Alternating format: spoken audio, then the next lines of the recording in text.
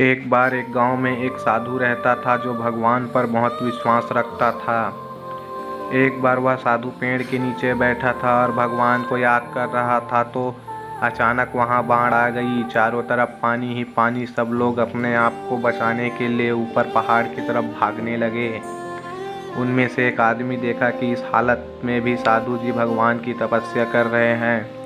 वह सोचा कि ये अपने आप को बचाने के लिए कहीं जा क्यों नहीं रहे हैं। तो उसने साधु से बोला, अरे आप कहीं जा क्यों नहीं रहे हो, आप भी मेरे साथ ऊपर पहाड़ की तरफ चलो, नहीं तो डूब जाओगे। साधु बोले, अरे हमें क्या होगा, मैं भगवान की इतनी तपस्या करता हूँ, मुझे कुछ नहीं हो सकता, मुझे भगवान अपने आप बचाएगा। धीरे धीरे पानी साधु के कमर तक आ गया।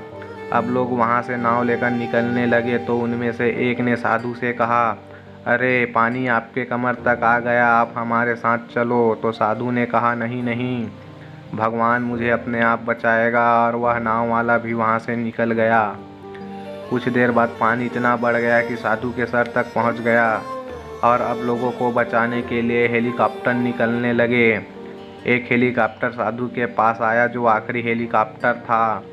साधु के पास नीचे रस्सी फेंकी और बोला, इसे पकड़ो और ऊपर आ जाओ, नहीं तो आप डूब जाओगे। यह आखिरी हेलीकॉप्टर है और आपके पास दूसरा कोई रास्ता नहीं है बचने के लिए। साधु ने कहा, ये रस्सी वापस खींच लो और आप चले जाओ, मुझे भगवान के ऊपर पूरा भरोसा है, वह मुझे बचा लेगा। पानी काफ़ी ऊपर आ गया, पेड़ डूब गया और साधु भी डूबने से मौत हो गई। मरने के बाद साधु भगवान के पास गया और बोला, हे भगवान, मैंने पूरी ज़िंदगी आपकी तपस्या की, मेरा सारा जीवन आपकी आराधना करने में लगा दिया, फिर भी इतने भरोसे के साथ इंतज़ार किया कि तुम मुझे बचाने आओगे, लेकिन वहाँ मेरी डूबकर मौत हो गई और तुम नहीं आए, ऐसा क्यों?